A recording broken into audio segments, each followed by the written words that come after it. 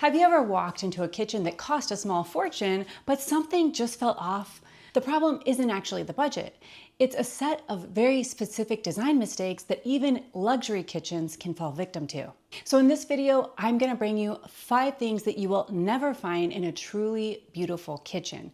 And at the end, I'm also gonna share with you the most expensive mistake to fix, so don't miss that. We're gonna get right into it with something that happens when you decide to do just a small mini makeover or a mini refresh, and maybe you go and purchase a brand new light fixture or maybe a piece of decor or piece of furniture for your kitchen. So you go out and buy something that's on trend or something maybe you saw on a magazine or some influencer told you about, and you decide to add that new piece into your kitchen. But the mistake here is sometimes it can actually make your kitchen look a lot worse. And this actually happened to one of my family members. And she basically got new countertops and had her cabinets painted.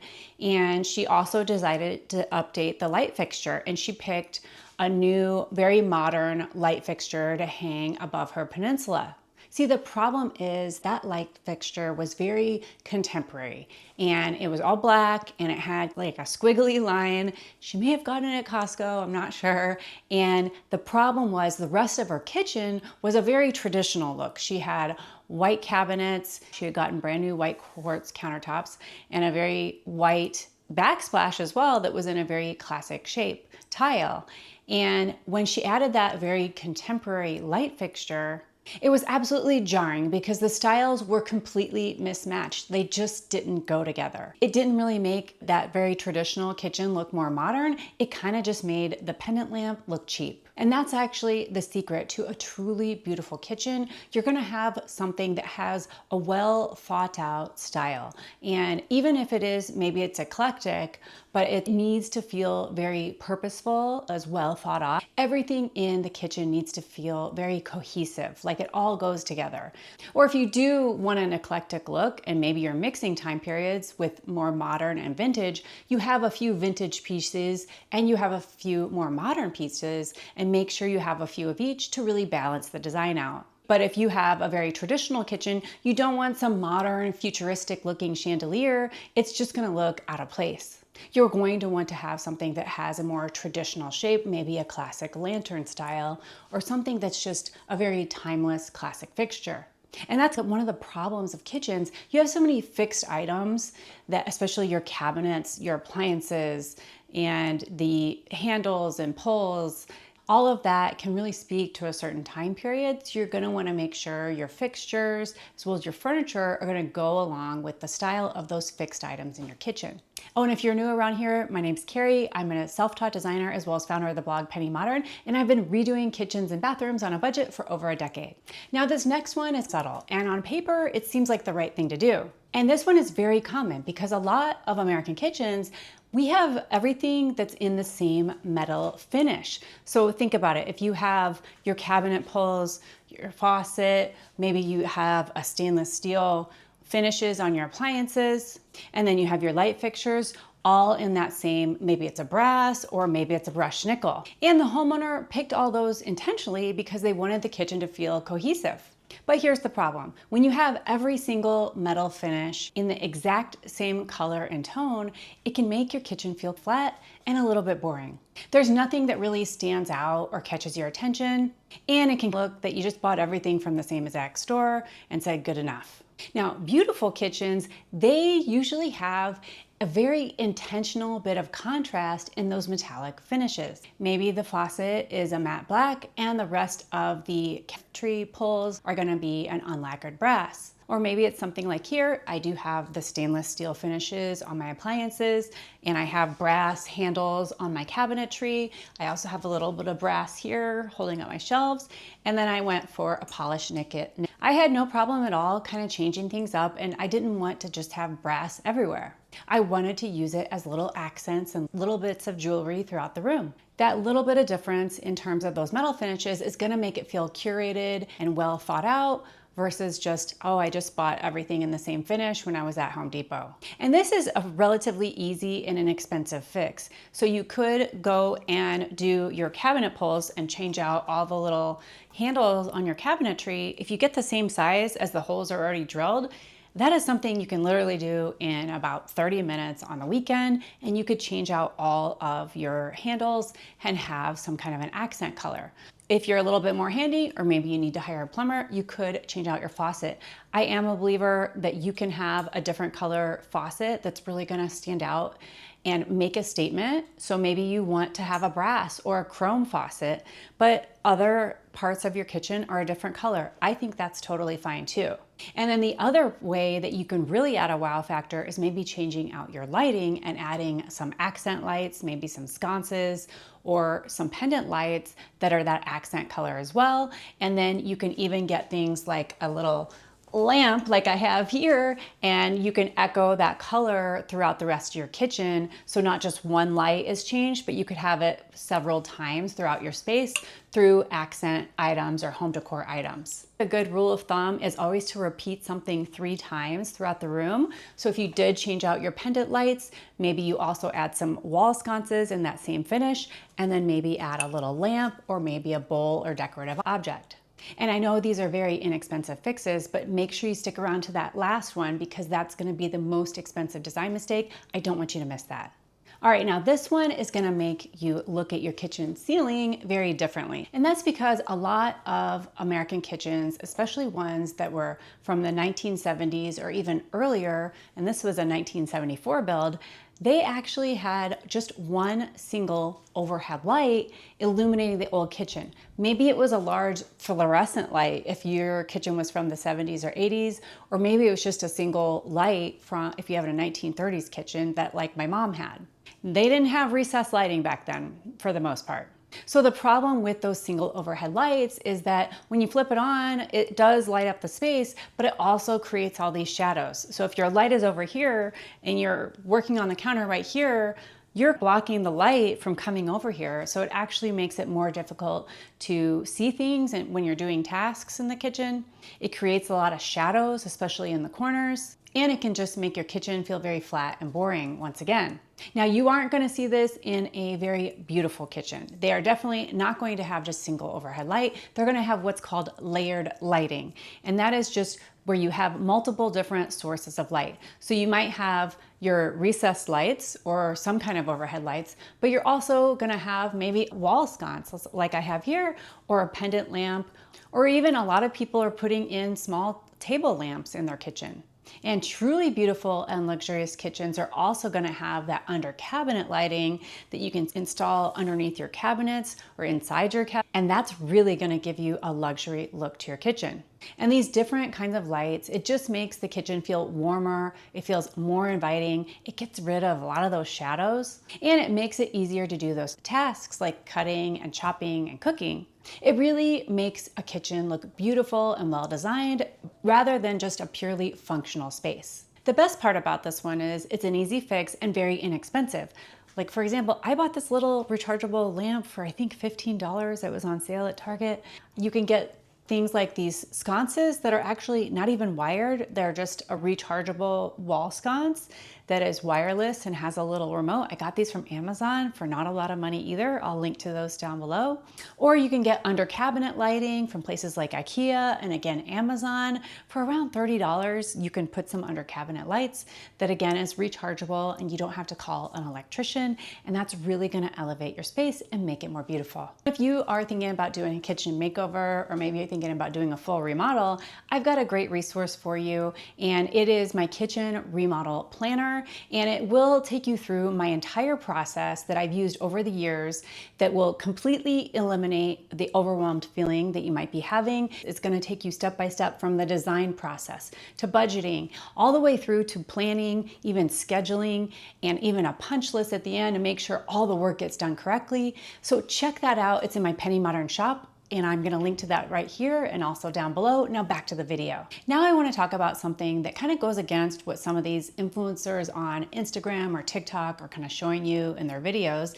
And that is around your kitchen countertops and a lot of the decor on the countertops. And a lot of people showing these luxury homes on social media and luxury kitchens in particular really show a very minimalist look, meaning there is absolutely nothing on the countertops, especially in these very very high-end homes where people are showing off a $200,000 kitchen. And they will show not a single thing on the countertops.